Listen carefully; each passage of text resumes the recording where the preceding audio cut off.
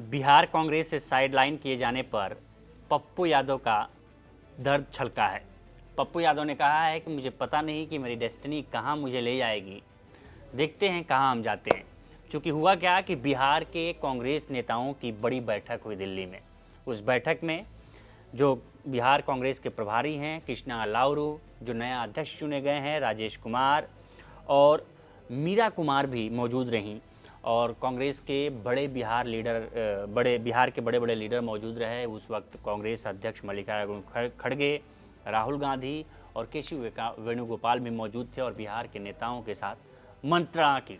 इसमें सबसे बड़ी बात यह है कि रंजीता रंजन भी मौजूद रहीं, पप्पू यादव की पत्नी हैं, लेकिन पप्पू यादव को आमंत्रित नहीं किया गया। जब पप्पू यादव से पूछा गया कि बिहार आप देश भर में घूम घूम कर बिहार कांग्रेस के लिए प्रचार करते हैं, कांग्रेस के लिए वोट मांगते हैं और आप ये कहते हैं कि आप खुद एक कांग्रेस के एसोसिएट मेंबर हैं, बावजूद आपको नहीं बुलाया गया।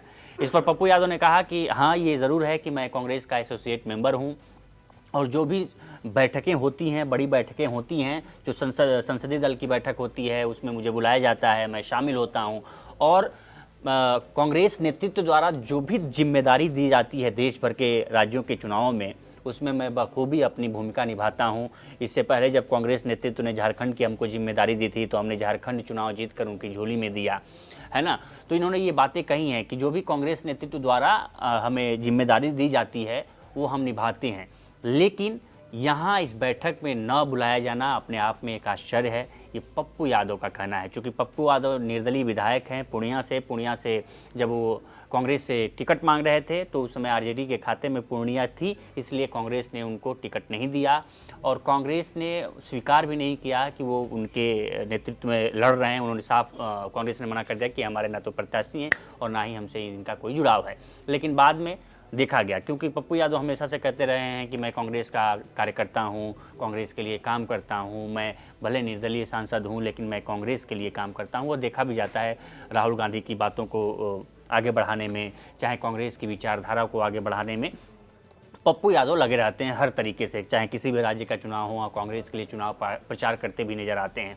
अमेठी में जब लोकसभा का चुनाव हुआ था तो अमेठी में भी प्रचार करने के लिए गए थे, जो राहुल गांधी की जगह चुनाव लड़े वो, उसमें तो स्मृति ईरानी के खिलाफ उसमें रायबरेली में राहुल गांधी के समर्थन में उन्होंने अपने कैंपेनिंग करने गए थे लोकसभा चुनाव के दौरान। तो ये देखा जाता है कि पप्पू यादव कांग्रेस की विचारधारा को आगे बढ़ाने में, और ये वो कहते भी रहते हैं कि वो कांग्रेस के लिए काम कर रहे हैं। लेकिन जब बिहार से आने वाले पप्पू यादव और बिहार को लेकर एक अलग रणनीति का सपना देख रहे हैं पप्पू यादव कभी सीएम का सपना देखते हैं, लेकिन अभी उनसे जब पूछा गया तो वो कहे कि मेरी डेस्टिनी कहाँ लेके मुझे जाएगी ये मुझे पता नहीं, मेरा भविष्य क्या होगा ये भी मुझे पता नहीं, लेकिन मैं जो काम कर रहा हूँ भी कर रहा हूँ। उन्होंने आरजेडी पर हमला भी कहा कि हाँ, सबसे बड़ी चुनौती बीजेपी है और अगर एनडीए, अगर नीतीश कुमार अकेले लड़े तो नीतीश कुमार कहीं के नहीं हैं, लेकिन बीजेपी के साथ मिलकर, एनडीए के साथ मिलकर लड़े तो निश्चित तौर से 100 से ज़्यादा सीटें आएंगी इस बार एनडीए को, और यूपी और इंडिया अलायंस के लिए बड़ी चुनौती होगी। अगर तेजस्वी यादव के नेतृत्व में अगर चुनाव लड़ा जाता है, मुख्यमंत्री का फेस आगे करके तेजस्वी यादव को लड़ा जाता है तो इंडिया गठबंधन के लिए मुश्किल होगी। उन्होंने कहा कि हाँ, भले ही तेजस्वी यादव को इलेक्शन परिणाम, चुनाव परिणाम आने के बाद से मुख्यमंत्री बना दिया जाए, लेकिन चुनाव से पहले मुख्यमंत्री फेस की घोषणा नहीं की जाए। और इस दौरान सूत्रों से हम लोगों को खबर भी मिली बिहार के कि बिहार कांग्रेस के नेता आरजेडी से खफा हैं। कई कांग्रेस नेताओं ने कहा कि आरजेडी हमको कुछ नहीं समझती है बिहार में, और कांग्रेस के लीडर ये, चूँकि अभी तक कहा यह जा रहा था कि कांग्रेस लालू प्रसाद यादव और तेजस्वी यादव की परछाई से बाहर नहीं निकल पा रही है बिहार में, लेकिन अब जैसे कृष्णा अलाउरू आए और उन्होंने जिस तरीके से एक मुद्दा सेट किया, वैसे लगा कि नहीं, कांग्रेस अब लालू प्रसाद यादव की परछाई से बाहर निकल के अकेले मैदान में लड़ने की कोशिश में है। लेकिन एक बार फिर से कांग्रेस ने अपने हथियार लगभग बिहार में डाल दिए हैं और आरजेडी के परछाई तले ही आ गई है, आरजेडी के साथ मिलकर चुनाव लड़ने की घोषणा की है।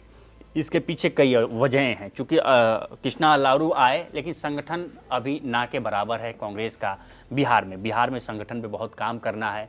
भले कन्हैया कुमार आए और कन्हैया कुमार की अब पहचान जो है वो नेता जो 2 चुनाव लगातार हार चुका है और कोशिश कर रहा है फिर रीलॉन्चिंग की बिहार के ज़रिए, जो आरजेडी के लिए भी खतरा है, तेजस्वी यादव के लिए भी खतरा है। और किसी भी कीमत पर लालू प्रसाद यादव और तेजस्वी यादव नहीं चाहेंगे कि कन्हैया कुमार का फेस आगे हो, क्योंकि अगर कन्हैया कुमार आगे होते हैं बिहार में तो निश्चित तौर से तेजस्वी यादव के लिए खतरा होगा। और यही है कि फिर से एक बार लालू प्रसाद यादव के परछाई तले कांग्रेस को आना पड़ा है और ये घोषणा करना पड़ा है कि नहीं, हम आरजेडी के साथ मिलकर चुनाव लड़ेंगे।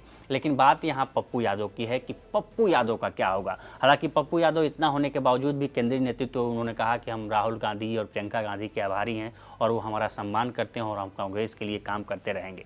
लेकिन बैठकों में न बुलाया जाना, कहीं पूछ न होनी कांग्रेस की तरफ से पप्पू यादव के लिए, क्या ये लालू परिवार का इफ़ेक्ट है या कांग्रेस के जो बिहार के लीडर हैं वही पप्पू यादव को पसंद नहीं करते? ये आने वाला वक्त बताएगा, चुनाव परिणाम बताएंगे। आने वाले चुनाव में, और वही चुनाव बहुत दिन है, कहा जाता है कि चुनाव में हर 1 घंटे मोमेंट चेंज होता है। तो देखते हैं पप्पू यादव की भूमिका बिहार कांग्रेस में क्या होती है। फिलहाल इस वीडियो में इतना ही। इस पर आपकी क्या राय है हमें कमेंट कर सेक्शन में ज़रूर बताएं। बाकी देश दुनिया की तमाम खबरों के लिए बने रहें लोकमत हिंदी के साथ। नमस्कार।